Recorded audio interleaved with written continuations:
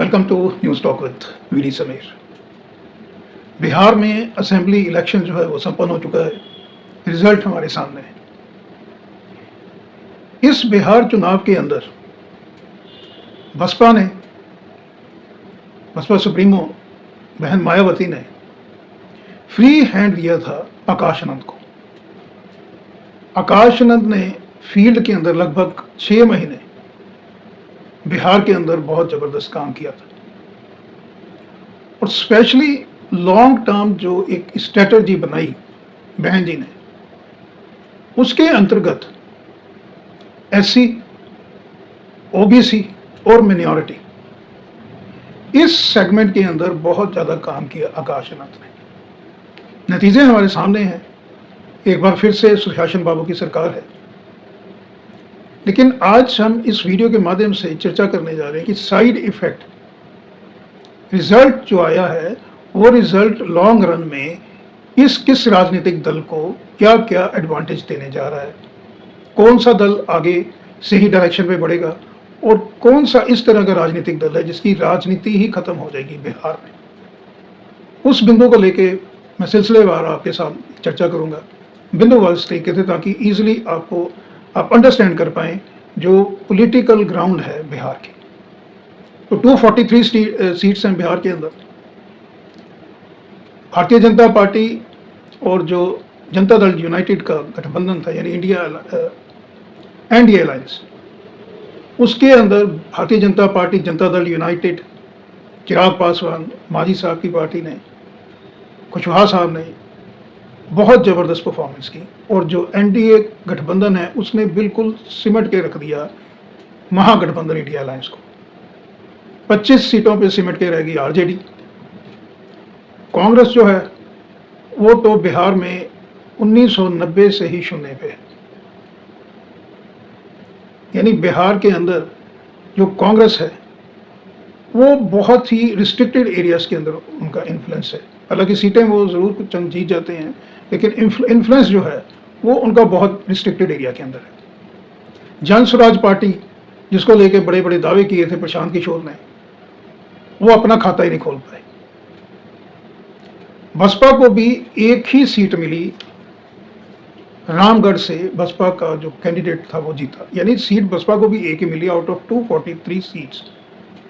लेकिन बसपा जो है वो लॉन्ग टर्म स्ट्रेटजी के तहत, मैं आपको बताऊंगा कि आने वाले समय में सीधा जो मुकाबला होगा वो बसपा ओबीसी इकट्ठे और भारतीय जनता पार्टी और जनता दल यूनाइटेड दूसरी तरफ होगी।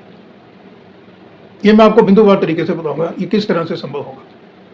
सबसे पहले लेते हैं राष्ट्रीय जनता दल। राष्ट्रीय जनता दल को लीड कर रहे थे तेजस्वी यादव। 25 के आंकड़े पे सिमट के रह गया आरजेडी, जो बड़े बड़े दावे किया करती थी कि इस बार मुख्यमंत्री तेजस्वी यादव होंगे। बहुत मुश्किल से तेजस्वी यादव एलओपी यानी लीडर ऑफ ऑपोजिशन बन पा रहे हैं। अगर 1-2 विधायक भी उनसे छिटक गए तो तेजस्वी यादव एलओपी भी नहीं बन पाएंगे। जो आरजेडी का माय समीकरण था, मुस्लिम यादव समीकरण, उसमें भी बहुत बड़ा डेंट लगा है। मुस्लिम समाज ने स्पेशली सीमांचल के अंदर 5 सीटें सीधा प्लस करवा दी हैं ओवैसी साहब को, AIMIM को।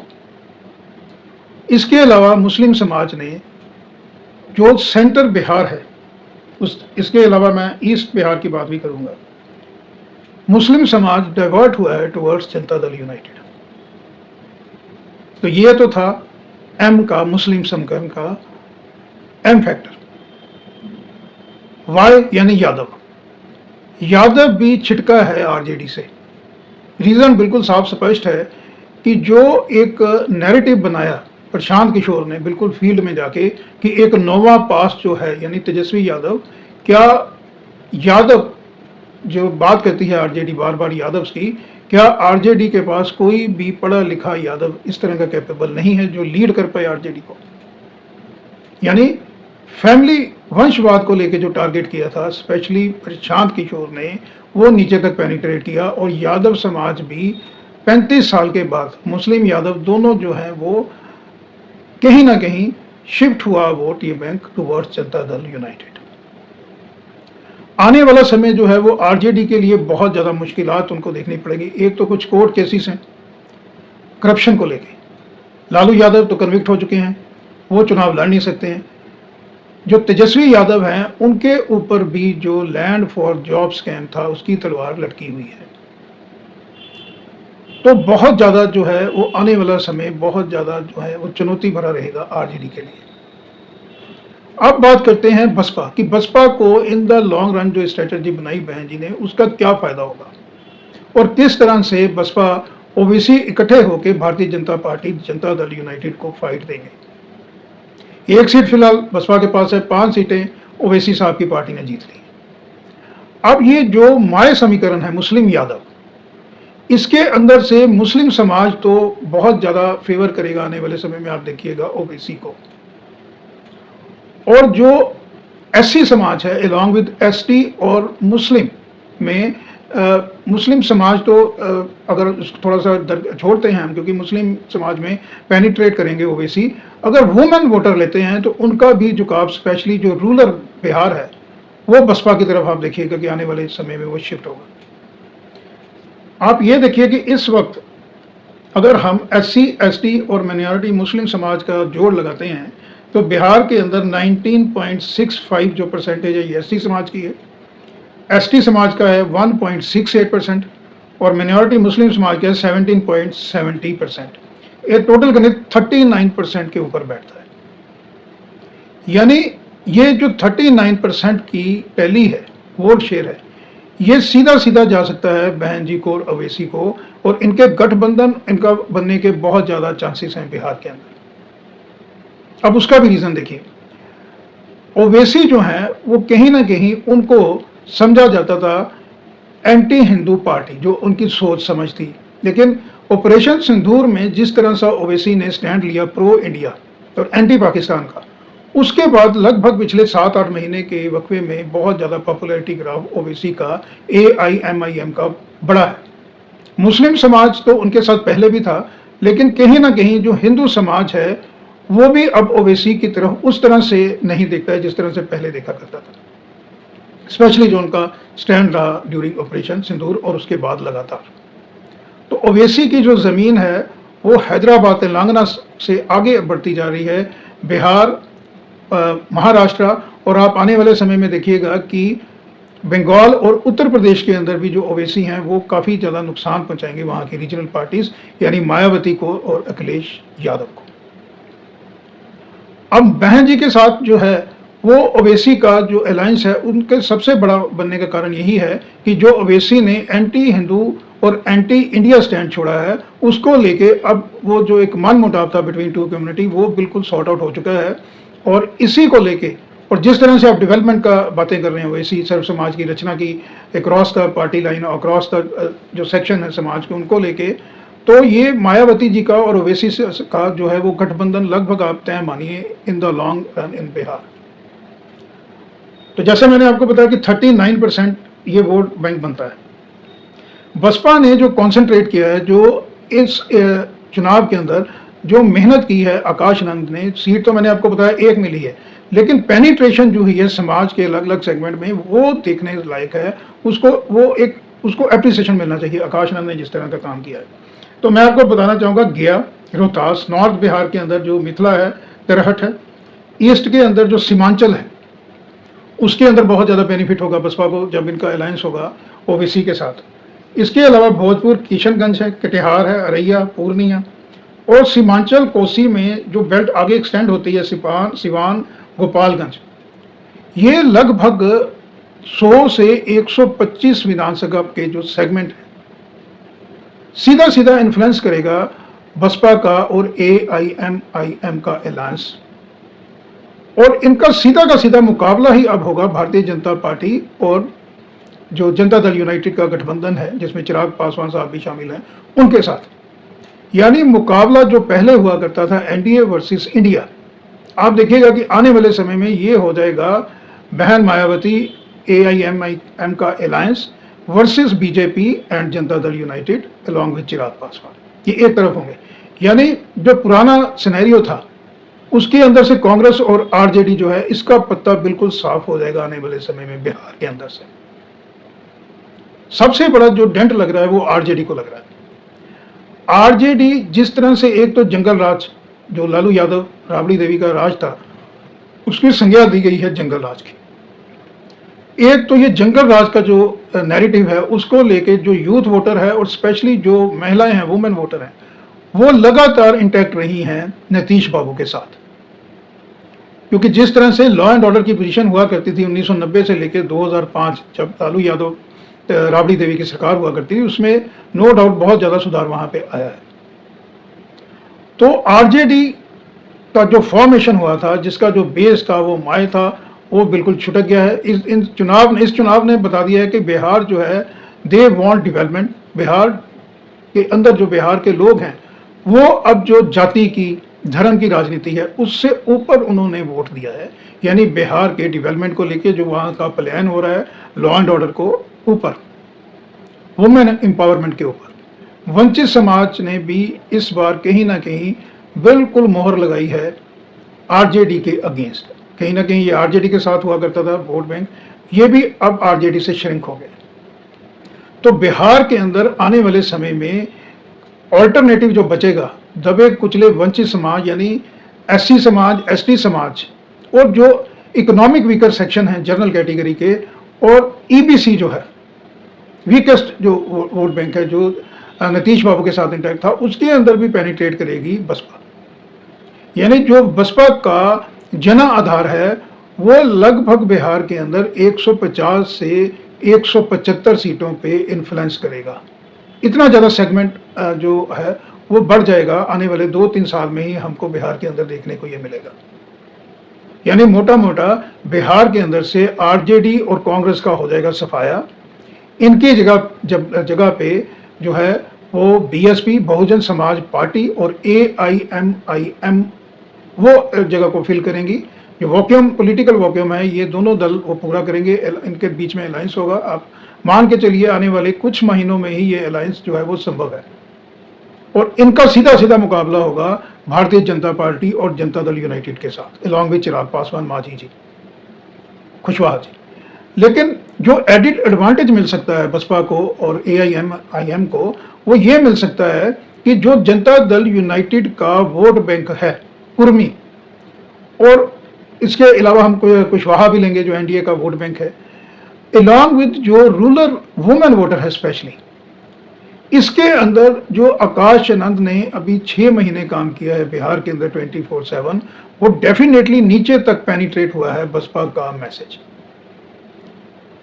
तो अगर बहन जी लगातार आकाश आनंद को जिम्मेवारी देती हैं, आकाश आनंद एक्टिव रहते हैं, गौतम जी एक्टिव रहते हैं और बिहार के अंदर स्थानीय जो निकायां हैं वहाँ से लेकर स्टेट लेवल तक एक बहुत एग्रेसिव मोड पे अपॉइंटमेंट्स अगर बसपा करती है और कॉन्सेंट्रेट करती है बिहार के अंदर, तो मैं ये समझता हूँ कि सीमांचल के अंदर तो बहुत ज़्यादा फायदा होगा। मिडल पार्ट है बिहार का वहाँ भी डेफिनेटली फ़ायदा होगा और जो इसके अलावा जैसे मैंने ईस्ट में फ़ायदा होगा, जैसे मैंने कहा था कि नॉर्थ बिहार के अंदर भी फ़ायदा होगा।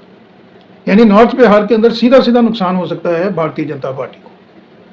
केवल और केवल क्या करना पड़ेगा बसपा को, एक टाइमली अलायंस करना पड़ेगा और अलायंस उसी लाइंस पे करना पड़ेगा म्यूचुअल ट्रस्ट अंडरस्टैंडिंग रिस्पेक्ट का जिस तरह से जनता दल यूनाइटेड का भारतीय जनता पार्टी के साथ है।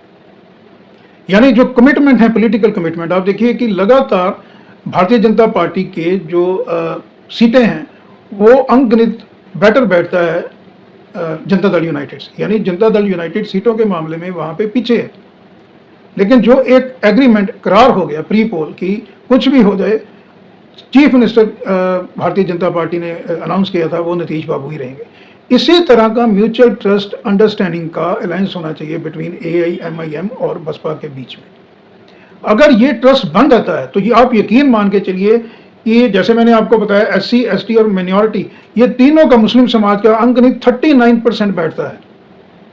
ये बहुत बड़ा वोट बैंक है और जिस तरह से बहन जी ने जनरल कैटेगरी के अंदर जो वीकर सेक्शन है उनको भी प्लस किया हुआ है तो ये अंकगणित जाके 45% तक बैठ सकता है। तो आप मान के चलिए कि अगर 45% तक ये फेवर में आ गया बसपा के और एआईएमआईएम के, तो फिर बिहार के अंदर जो है वो बहुत ज़्यादा सक्सेस मिल सकती है आने वाले समय में, स्पेशली बसपा को। और बसपा को जो बिहार है, बिहार बिल्कुल जुड़ा हुआ है उत्तर प्रदेश के साथ। तो जिस तरह से बहन जी का कद लगातार उत्तर प्रदेश के अंदर बढ़ रहा है, पिछले आप 6-7 महीने में देखिए, अभी तो ये लग रहा है कि आने वाला चुनाव जो है वो मायावती जी वर्सेस योगी आदित्यनाथ होने वाला है। यानी जो अखिलेश बाबू हैं, अखिलेश यादव, वो उनका नाम ही अब इस मोदी मीडिया ने बीच में से हटा दिया है। मात्र एक रैली जिसके अंदर लाखों की भीड़ थी लखनऊ में, पुण्यतिथि जी मान्यवर काशीराम जी की, उस एक रैली ने ही जो है वो अंक गणित बिहार का ग्राउंड लेवल पे बदल दिया है। उसी तरह की 1-2 रैलियां अगर बहन जी करेंगी आने वाले समय में बिहार के अंदर, तो फिर यही वहां भी यही बोला जाएगा कि बिहार के अंदर भी मायावती वर्सेस मोदी साहब। बहन जी डायरेक्ट चैलेंज देंगी वहां पे मोदी साहब को, क्योंकि आने वाले समय में जो जनता दल यूनाइटेड है, जिस तरह से अभी हेल्थ इशू और एज फैक्टर ये अभी भी फेवर नहीं कर रहा है नीतीश बाबू को। सीटें नीतीश बाबू ने जो जीत ली हैं, वो उसके अंदर बहुत बड़ा रोल, मैं फिर से कहूँगा, प्रशांत किशोर का है, जो उन्होंने नैरेटिव जड़ दिया नीचे लेवल तक, नोवा फेल और जंगल राज का। ये 2 नैरेटिव जो हैं वो उन्होंने बहुत बड़ा डेंट लगाया, लगभग 50 सीटों पे बहुत ज़्यादा डेंट लगाया आरजेडी के ऊपर। तो आने वाले समय में जनता दल यूनाइटेड जो है, उनकी सीटें, उनकी भूमिका, उनका सेगमेंट जो है वो श्रिंक होगा। और इसके अंदर फिर से मैं कहूँगा, वुमेन जो रूरल वुमेन है वो, और स्वर्ण समाज के अंदर इकोनॉमिक वीकर सेक्शन, इनको जब हम 39% में प्लस करेंगे, ये 45% भी क्रॉस कर सकता है। और जब हम नज़र दौड़ाते हैं समस्तीपुर, दरभंगा, मुजफ्फरपुर, इस बेल्ट पे, जो मेन बेल्ट मध्य बिहार की जिसको माना जाता है, जो कहीं ना कहीं जिसके अंदर भारतीय जनता पार्टी का बहुत इन्फ्लुएंस है, इस बेल्ट में भी अच्छा खासा हमको दखल देखने को मिल सकता है बसपा का। तो समाज में मोटे तौर पे मैं आपको बताना चाहूंगा कि जिस तरह से चेतना आई है, बिहार जैसा राज्य जिसने हमेशा कास्ट को ऊपर रखा है, डेवलपमेंट के, लॉ एंड ऑर्डर के, इनफैक्ट वुमेन सेफ्टी एम्पावरमेंट के ऊपर जात को रखा, वो समीकरण पहली बार, मैं समझता हूँ 1947 के बाद पहली बार बिहार जैसे राज्य में हमको बदला हुआ देखने को मिला है। और अगर बिहार जैसे राज्य में लोगों ने डेवलपमेंट के ऊपर वोट डाला है, यानी हिंदू मुस्लिम नहीं हुआ है, वहाँ पे एससी वर्सेस जनरल क्लास नहीं हुआ है, तो बाकी स्टेट्स के अंदर भी कमोवेश हमको यही स्थिति आगे आने वाले समय में देखने को मिलेगी। और जिस तरह से मैंने आपको बताया था कि जहाँ जहाँ पे भारतीय जनता पार्टी वर्सेस कांग्रेस है, वहाँ पे अब हमको कांग्रेस को हम वहाँ से हटाएंगे, और वहाँ पे इन सभी स्टेट्स के अंदर, हिंदी बेल्ट की पट्टी की स्टेट्स के अंदर आने वाले समय में होगा बीएसपी वर्सेस बीजेपी, यानी बहन मायावती वर्सेस मोदी साहब। ये सिनेरियो हमको बिहार में देखने को मिलेगा। आप देखिएगा 2027 में भारत के लोकसभा के संख्या बल के हिसाब से सबसे बड़े राज्य उत्तर प्रदेश में भी यही अंकगणित हमको देखने को मिलेगा, बहन मायावती वर्सेस मोदी साहब। और एज कहीं ना कहीं आप देखिएगा, जिस तरह से पॉपुलैरिटी ग्राफ बढ़ रहा है बहन जी का, जिस तरह से लोगों में नई चेतना आ रही है, जिस तरह से संविधान को अब रिस्पेक्ट मिल रही है, ये रियली अनबिलीवेबल। क्योंकि जो कॉन्स्टिट्यूशन ऑफ इंडिया जो बाबा साहब अंबेडकर ने बनाया था, उसको जो रिस्पेक्ट आज 2025 में मिल रही है, वो शायद पहले कभी नहीं मिली। क्योंकि लोगों ने, आम जन ने, चाहे वो एससी समाज से, एसटी से, ओबीसी से, जनरल कैटेगरी से, मिनॉरिटी से है, उनको ये अब समझ में आ गया है कि जब भी कहीं भी कुछ भी ज्यादती होगी किसी के ऊपर भी, तो कॉन्स्टिट्यूशन ऑफ इंडिया जिसको लेके, हमारा संविधान को लेके हमारा जो लॉ बना है, वो वहां पे इंटैक्ट खड़ा रहेगा पीड़ित के फेवर में। और ये सारा का सारा जो समाज है आने वाले समय में अभी ये बहन जी की तरफ देख रहा है। मैं खुद स्वर्ण समाज से, जनरल कैटेगरी से बिलोंग करता हूं, लेकिन जिस तरह से मैं बहन जी की जर्नी को देखता हूं, जिस तरह से मैं बहन जी की फर्श से लेके अर्श तक की जर्नी को देखता हूं, बहन जी कि पीछे कोई भी लेगेसी नहीं थी उस तरह की। एक बहुत ही हम्बल फैमिली से बहन जी आई। शुरुआती तौर पे बहन जी की जन्मभूमि जो है दिल्ली, वहाँ पे जो झुग्गी झोंपड़ी जो इलाके थे, जे कॉलोनीज जिनको बोलते हैं, वहाँ पे बहन जी ने जो इकोनॉमिक वीकर सेक्शन के बच्चे हैं उनको पढ़ाया। फिर मान्यवर काशीराम जी ने जब बसपा की स्थापना की तो उन वैल्यूज़ को लेके मिड 20s के अंदर, बहुत ज़्यादा यंग एज के अंदर, उस वक्त लोग नहीं आया करते थे पॉलिटिक्स में, सब कुछ छोड़ छाड़ के, अपना करियर छोड़ छाड़ के पॉलिटिक्स के अंदर आई। उस वक्त बसपा की कोई इतनी से नहीं हुआ करती थी, और गली गली सड़क सड़क पे बहन जी ने बसपा की फिलॉसफी को आम जन तक पहुंचाया, जिसकी वजह से लगातार उत्तर प्रदेश की वो मुख्यमंत्री रहीं।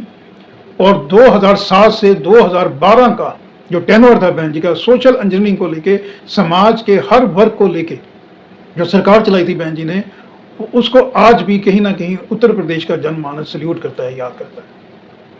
और आने वाले समय में जिस तरह से अभी बहन जी ने फिर से कमर कसी है, मैं समझता हूँ कि बसपा एक नए रूप में हमको पूरे भारत में देखने को मिलेगी। और जिस तरह से ग्रूम किया है बहन जी ने आकाश नंद को, और गौतम जी जैसे, सतीश चंद्र मिश्रा जैसे जो एक्सपीरियंस्ड हैंड हैं, वो भी जो है वो असिस्ट कर रहे हैं आकाश नंद को। ये तो जर्नी बहुत ज़्यादा फ्रूटफुल होने वाली है बसपा के लिए। यानी आने वाले समय में भारत के बहुत से राज्यों के अंदर बसपा का हाथी जो है वो शानदार सवारी करने के लिए तैयार है। नमस्कार, थैंक यू, धन्यवाद।